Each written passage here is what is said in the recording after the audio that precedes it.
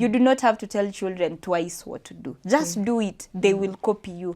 So now if we grow up around cruel people, we also end up as cruel people. So now our parents are cruel. Our teachers are cruel. Kutandikwa ni hapa, ni hapa, ni hapa. Unatandikwa left, right and center. You will not know anything else. So hiyo umeanguka maths. Ahlan wa sahlan na marhaban mpenzi mtazamaji. Assalamu alaikum wa rahmatullahi wa barakatuh. Natumai mzima buheri wa afya. Jina langu ni Haifa Muhammad. Na karibu katika kipindi kipendacho Upeo Asubuhi ndani ya kitengo Gumzo la Vijana. Mpenzi mtazamaji, leo tena tunaye dada yetu, si mwingine ni dada yetu Harriet, ambaye nadhani tumekuwa naye katika vipindi vingi ambavyo ameweza kutuelezea masuala mengi yanayowasibu vijana. Na katika awamu ya leo, mpenzi mtazamaji, tutaenda kuangalia swala zima ambalo nadhani limekithiri haswa katika shule zetu, nayo ni bullying. Naam, bullying inakuja sehemu nyingi. Tutaangalia ima ni bullying upande wa shule, mtu kupigwa na wenzake na hana haki ya kujitetea. Nadhani ni ile haki ni ile hali ya kwamba mtu hawezi kujitetea. Hivyo basi mtu anamchukulia huyu mtu ni mnyonge, hivyo ana take advantage of that person. Na tukirudi kwake tuweza kufahamu mengi na mengi zaidi. Karibu sana Harriet. Asante. Habari ya leo? Poa sana. Karibu sana. Naam, tukielekea katika swali letu la leo Harriet. Tunajua bullying inatokea sana. Lakini kuna mtu labda kule nje haelewi nini haswa maana ya bullying. Maana nadhani tutaangazia bullying sehemu tofauti. So what is bullying? So bullying is aggressive behavior which involves harmful acts towards a person. So aggressive means yani unakuwa mtu mwenye unaweka nguvu mahali. Unaweka nguvu kumiza mtu mwingine. That is kumkandamiza mtu. Yes. Now that is it. Tunataka kuangalia kufahamu pia kama kuna types of bullying. Naamini pia zipo. Maana bullying zipo tofauti. So there are different types of bullying. They involve physical, verbal, emotional, financial, social, cyberbullying. Cyberbullying is online, but it also involves all of these other aspects. Kwa kifupi tukiangalia tunataka kufahamu hivyo. Hiyo physical bullying ni vipi? Verbal ni vipi? So physical ni ile ambayo mtu anakumiza kwa mwili wako. If they anakupiga ngumi, anakutandika, anakupiga bare, that is physical. Verbal ni kutumia maneno kumiza mtu mwingine. Kutusi, kumdhalilisha na maneno. There's also emotional sana kwa mapenzi. In relationships, when one person decides to withhold love intentionally, ile yenye nakata kukuongelesha wewe, nakata kulala na wewe, hakuna kitu umenifanyia, I just want to do that, you know, to make you feel a certain type of way. Financial bullying comes from the fact that, and most of it is seen in relationships, mtu ana withhold pesa ya mtu mwingine. So huyu mtu mwingine hawezi tumia pesa yake vile anataka. You know, so now you're limited to how you use your money. There's also social exclusion. Social exclusion means umetengwa. Watu wamekutenga for different reasons. So unajua watu wakianza kukutenga una feel some type of way. Kama ni pale shuleni hauna marafiki cause hakuna mtu anataka kuwa rafiki yako. There's also cyberbullying. Bullying kwa mtandao basically. So kama pale kwa mtandao mtu anakufat shame mostly. There's also people sharing other people's pictures without their consent. Some of these pictures get to be harmful pictures of these people. They are in funny situations. So unapata cyberbullying is a very key aspect mostly involves social media. Naam. Na tukiangazia ukifikiria yani hii bullying huwa inatoka wapi? Hizi toka labda ni kitu ambayo imekuwa inherited nyumbani, ama it's a growing ni behavior ambayo inakuzwa na mtu yeye binafsi. Well, from the small psychology I have gone to school to learn, children are creatures who learn by habit. watoto hawasomi hivi ndio learn. Children learn from observation. So imagine if a child has parents who are bullies. That is the only thing that child will know. So the way their brain registers, it registers that behavior, that aggressive behavior as normal. So they grow up knowing that that is normal. So, and then they get into a world where now we have laws and rules, but these laws and rules are not being enforced. So this kid will get away with bullying, with being aggressive towards other people. So that is one cause. Negative role models. Who are the role models our youth are looking up to, our children are looking up to? There is also lack of empathy. Mtu ambaye hana that feeling of love and kindness and humanity inside them, because they will not be able to relate with the person they are bullying on a human kind of level. Anaona yeye ako better kuliko huyo mtu mwingine. Na hajali. Yeah, so now the actions they do towards that other person are okay because that person is not a human being to them. Yeah, so there's no empathy. There's also the aspect of power imbalance, especially among adults. Kama mtu anajisikia yeye ni mkubwa kukuliko, ako na pesa nyingi kukuliko, vile atakuwa na kuongelesha, vile atakuwa na kutreat is very different, especially in relationships.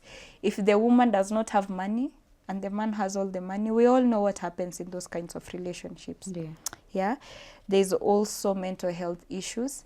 If someone is battling mental health issues, they will not have time to be kind to someone else. So their behavior may be very aggressive. It may be seen as bullying. There's also peer pressure. Peer pressure kwa watoto, especially, where you are recruited to hate someone else. Unaambiwa yule hatumpendi, hatutaki pia we umpende. So, umejoin hiyo gang ya kubuli watu. And lastly, poor parenting, which I have talked about. So, poor parenting goes hand in hand with negative role models, because our first role models are our caregivers, our parents mostly, before we go to school, before we get other role models. So those are some of the causes of bullying. Na tukiangalia, how can we explain background, maybe situation, kuna mtu pale ametoka vile umesema inategemea na mzazi.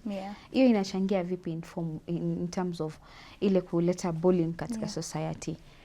Yeah, so wakati mtoto anazaliwa kwa familia ambayo it does not uphold empathy. Basically, let me say it like that. A family that has aggressive people, they become the first victim of their parents' anger and aggression. So unapata wakati baba anachapa mama, hata watoto wanaingia kwa hiyo mix. So no one explains to this child what is happening. So this child knows this is normal standard behavior and it is what they go to do out there.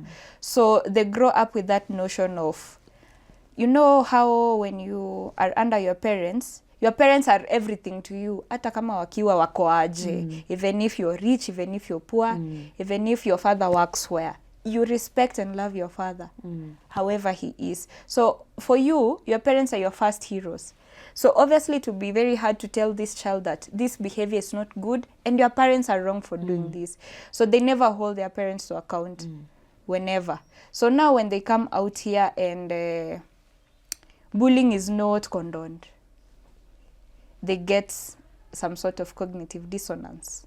So we have to address the issue of bullying from a point of, this child was once a victim. So now they're the aggressor. How do we have that conversation around that? Because you have to address it from a point of, he was the victim. Hakuna mtu aliwahi mtetea yeye akibuliwa. So now amekuja kubuliwa watu wengine. Sasa mnataka kumwambia hii si behavior poa. Na yeye wakati alikuwa anafanywa hivyo hakuna mtu alikuwa anamwambia. Yes. So inakuwa ni kitu ambacho it's continuous. Yeah. Nini. Na tukiangalia how are schools, hizi shule nadhani bullying was zinatokea sana. Na tumetoka background. Lakini tuangalie bullying in terms of schools. Inaweza tokea sehemu gani? Maana inaweza kuwa siku pigana peke yake. In what terms bullying zinaweza tokea upande wa shule? Kwa sababu tukiamini kuna watoto wetu ambao wako shule wanasoma. Kuna watoto wadogo, to the moment they experience that, ni kama umewafukuza shule. Umewafukuza shule. Sometimes to drop out kwa shule kwa sababu wana feel like it's not a safe space for Yes. them to stay. Yes. So ideally, schools should be safe spaces for children. And I respect education so much because school offers an avenue of safety. For girls who are from... I use girls because I work primarily with girls and women. So you find that there are girls who are from backgrounds that are dangerous to them. Backgrounds ambazo FGM bado ina happen, early marriages. So some parents tend to take their children to Catholic, to boarding schools to keep them safe, you know. So, but now, what happens when school is not safe? Huyu mtoto ametoka huko nyumbani ambapo pako unsafe, anakuja shule. The teachers are hostile. Punishment ni ile ya kutandikwa. The other children are also hostile. So what happens? I think the first step to making schools a safe place, especially for children, are to have teachers who are kind to children. That is the very first premise. Because growing up, walimu wetu walikuwa wakali, mpaka ati ukipatana na mwalimu njiani viwezi simama, ati umsalimie. You cannot ati do stuff like And nowadays. I think this thing inakuwa attributed also to deputy. Yes. Deputy teachers. Deputy academics walikuwa wakali sana. Yani ilikuwa uwezi ukikutana naye ni mbio, umeanza mbio. Yes. Asikuone tu mahali. So I believe there's a difference between being a disciplinarian and being a cruel person, basically. Because like I said, children learn through observation. So if you as an adult carry yourself well, children will emulate that and they will carry themselves well to do. Just do it. They will copy you.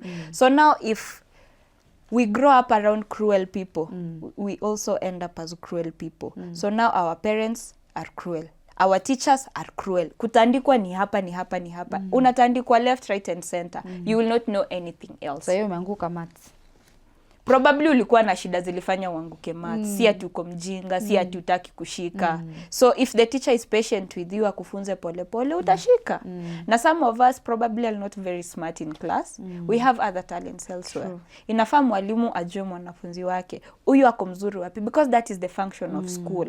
Si class peke yake. School is a lot of things. So which brings me to my next point.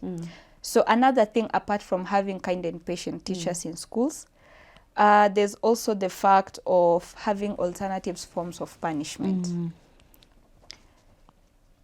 Do not beat children. Watoto si ng'ombe. Yeah? It physically affects them. It mentally affects them. They cannot see you as a safe adult kukuja na shida zao kukuambia wewe. So can we look at other forms of disciplining children when they go wrong? Unajua sasa kuchapa mtoto mpaka shoti raruke juu amepata 380 marks. It's very unfair. Sana. Very unfair. You do not know what challenges that kid is going through. But hapa uko hapa unamchapa mpaka anashindwa kutembea. It's not fair at all. So let us look at alternative forms of disciplining children that will make them feel they are in a safe space to confide in us as the adults when they have challenges.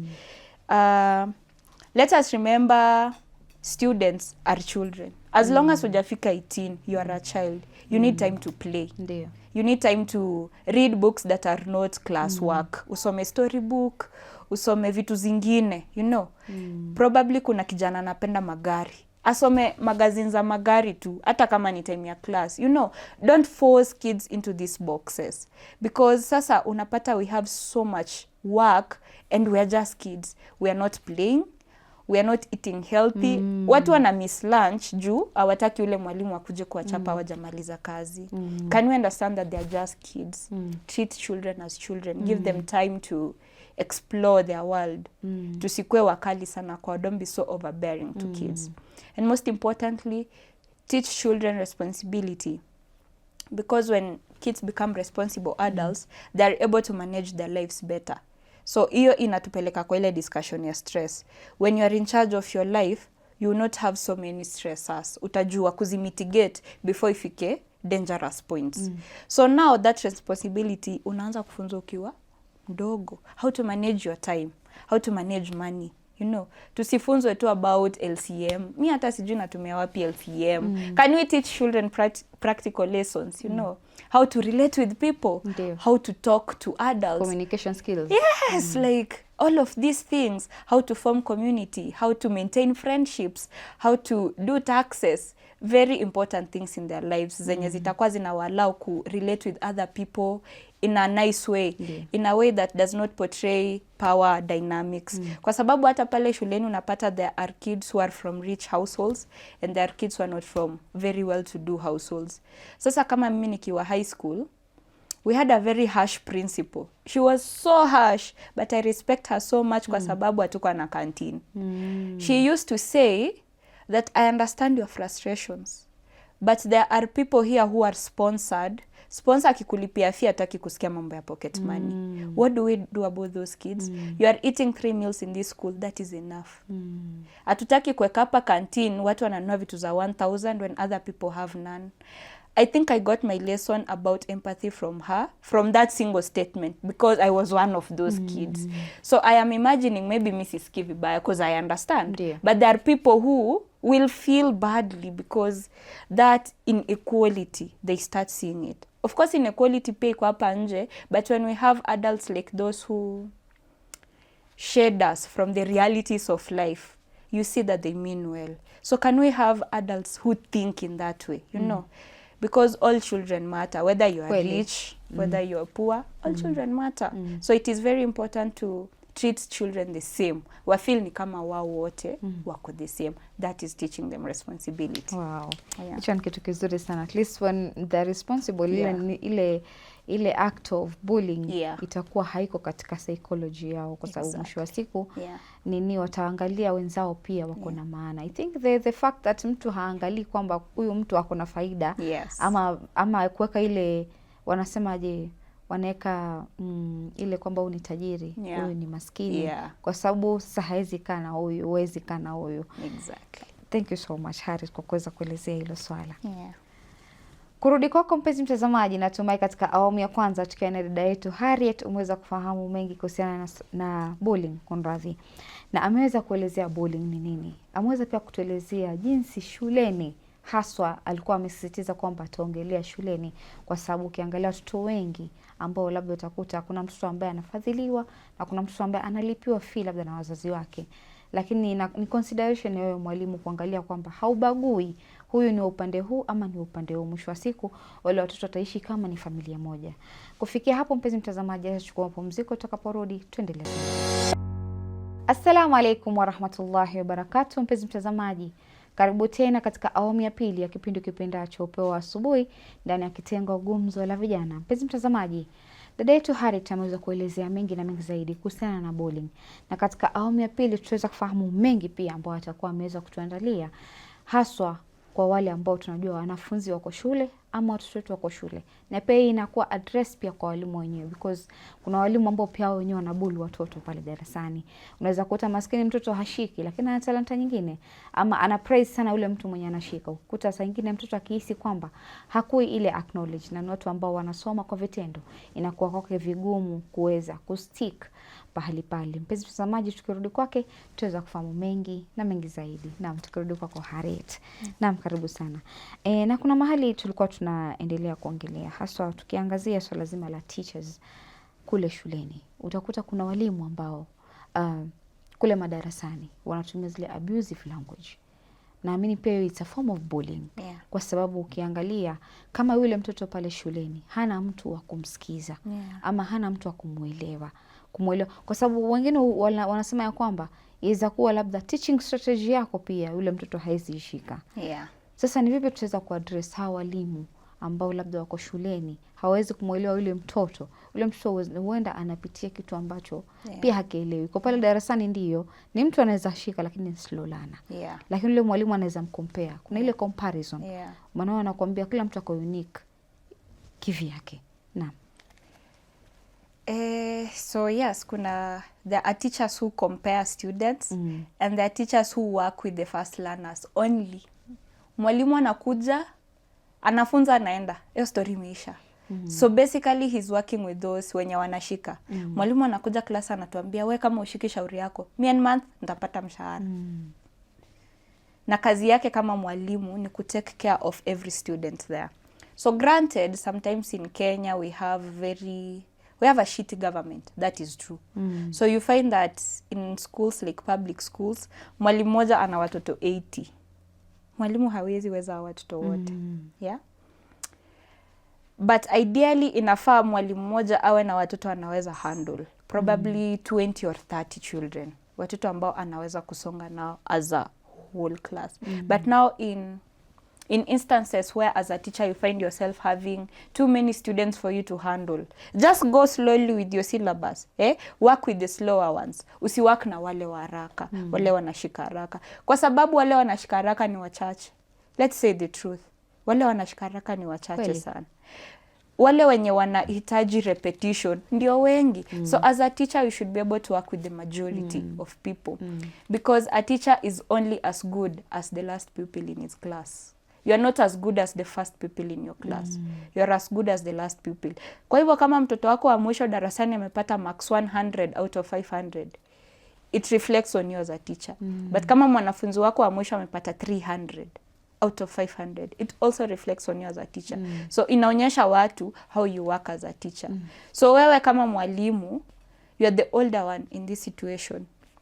You should learn to uphold professionalism. Kwa nini unatusi watoto? Why are you using abusive language on schools? There is also the issue of neglect. When teachers work with the first students only, they neglect the others. So unapata wale wengine, their best chance is maybe a kind of teacher wa darasa lingine mwenye anafunza hiyo subject, si teacher wao. Ama maybe mwanafunzi mwenzake. So hata yule mwalimu wake akija darasani kufunza, that child cannot connect with the teacher. So they are not learning anything. Yeah? So lazima haende bado kuuliza. Hata kama alienda kuuliza akashika ile lesson, hata hii lazima aende kuuliza. So now sio mtoto ame tu class ende ile class pali mwalimu anaongea vizuri. Yeah? It is only fair. So as a teacher, because you are the adult, you should be able to work with the slow learners and not neglect anyone. I am feeling like it is what happened in Darasha. The fact that up to now those babies are being buried. And no one has been held accountable. Moto ikujianzisha. So sad. Yes, the fire did not start itself. What does that say about the school? No one is being held accountable over it. Headmaster hajasema what happened. Watoto wanalala peke yao. What was that? What and is the thing happening? with ukiangalia shule za Kenya, I think ni matukio mengi ambayo yametokea ya kubang schools. Yes. But hakuna accountability. Exactly. So which only points to the problem of neglect. Children are being neglected in schools because when the dome was burning, up until 20 children get burnt to death and others get lost. Where were the adults at this point? So if children can go to sleep without an adult, what does this mean about the rest of the day? About lessons? About anything? What does it mean?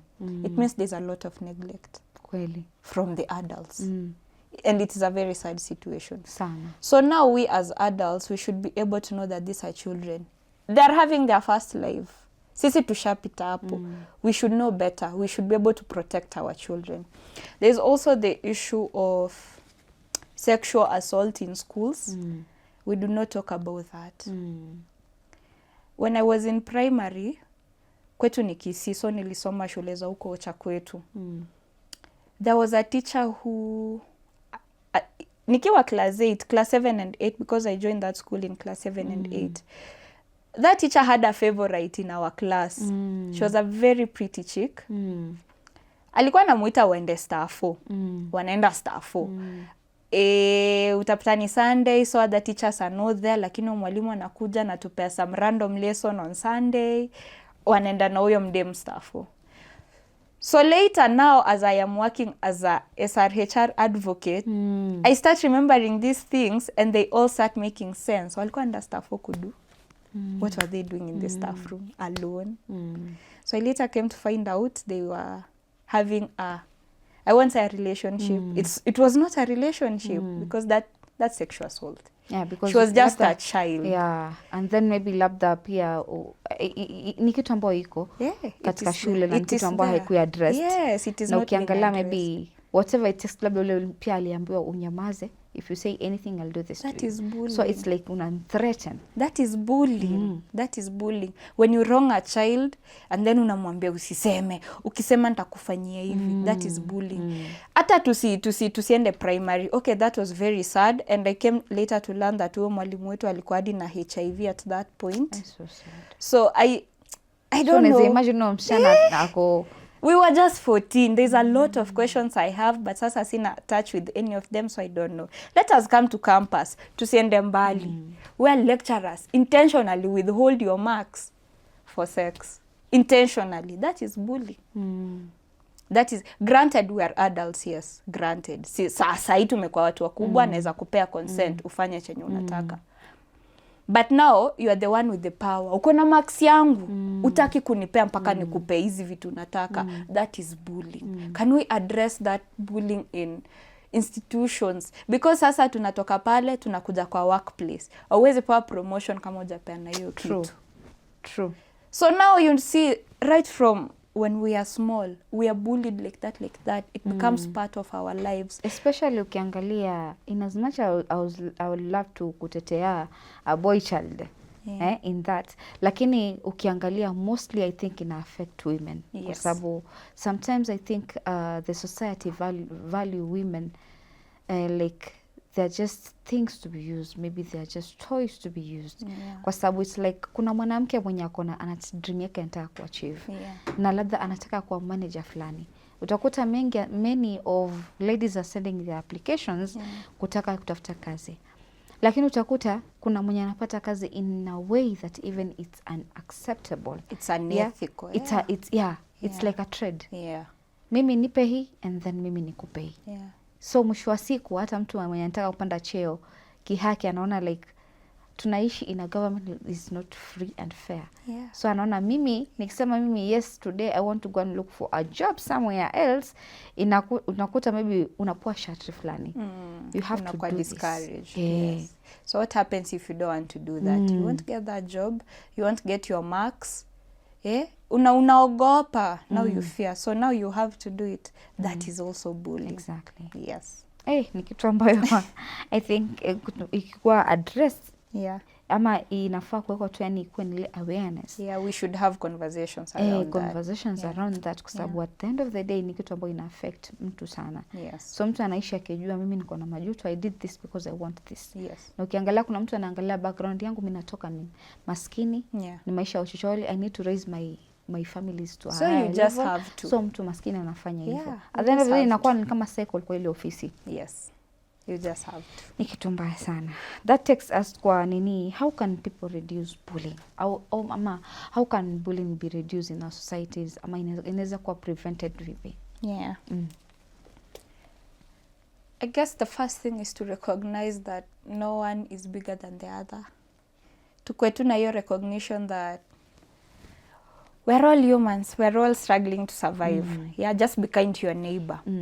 If I speak from a Christian point of view, the greatest commandment is love. Love is very simple. If you cannot show love, usifanye hiyo kitu mbaya. Like it takes more energy to be unkind than to not do anything.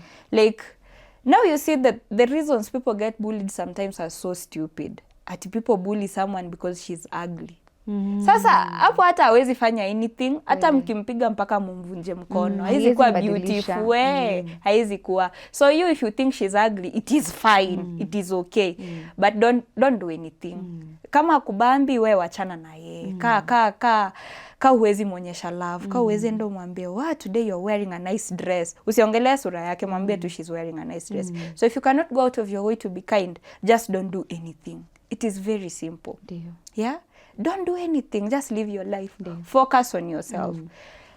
Let us uphold these values. Let us be intentional about our relationships with other people. So currently the problem that is there among us Gen Zs, kuna hii issue of, if you don't check up on me, I won't check up on you. Kila mtu ako na simu. So I think being intentional with your friendships means that you check up on your people. Hata kama wa check up on you, because you know why they are your friends. You understand that it is not about you. things should not only rotate about you. You should good morning your friends, kwa wa kwanza kutuma ile text. Hata kama hajibu, tuma tu. Siku moja ataona na huyu friend ananijali, wacha tu nimjibu. Yeah. You might find maybe they're going through something. But hiyo good morning yako ya kila siku hata kama ijibiwi, it makes them wake up. It makes them look forward to tomorrow. Ndio maana utakuta wengine anakuambia you never know when I'll die. Exactly. So whether labda ni umenitumia message ile siku labda wewe unataka kunitafuta ndio ile siku mimi nishaondoka katika dunia. Na huko umenitafuta hizo siku zote. Ama uwezi jua nilikuwa labda naumwa ama niko vipi, kwa sababu you tend kwamba kuna ile feeling ya kwamba kwani mimi nimjulie. Mimi kwa ndio kila yako na simu na simu nitafuti. So kuna ile like pia kuna ule mtu anaamini, kuna ule mtu akona ile mimi bwana unitafute mimi nikutafute. Na kuna yule mwenye anaona mimi lakini constantly nimekutafuta, like it's like wewe haujali.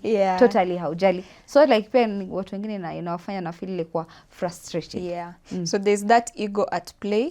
But I think if you feel like that about your friends, basi usi beshte yako. Kama unasikia nyewe ni mimi nashinda nikimnini kila saa, don't be their friend. It's very simple. True. Because you are an adult, no one is going to beat you. Just stop being their friend because it is one-sided. It is not paying you. Find friends who add to your life as much as you add to theirs. Ikwe a reciprocal relationship. And even if you do not have friends, be comfortable with staying by yourself. True. You are enough by yourself. Have hobbies. Let your life not revolve around people. Have things you can do on your own by yourself. Like I say, take yourself on dates. Buy yourself nice things. Take a walk by yourself. You will discover that there is so much peace being by yourself. True. It is the first thing. And also there is the issue of giving their people their flowers when they are still alive. You know, most of us, we want to wait until people are dead to start appreciating them. Appreciate people when they're alive. Kuja nikwambia unakuanga na style poa. Napenda style yako. It will make you smile. Hata kama ulikuwa na ka stress kana kusumbua, for that 1 minute you smiled, your life was okay. Ataka kifikiria the way mimi niko sawa na hii. Imagine sasa tena kesho mtu mwingine akuja kuambia another kind thing, another good thing. You know, give people their flowers. Na ile confidence pia. While we are still here. Let us tuzoea hiyo habit ya ku-appreciate each other while we are still here. You know, get a random stranger on the road, smile at them, compliment them. Even if it is weird, it's very weird, but I think it adds more color to our lives when you realize that someone sees you, someone appreciates you.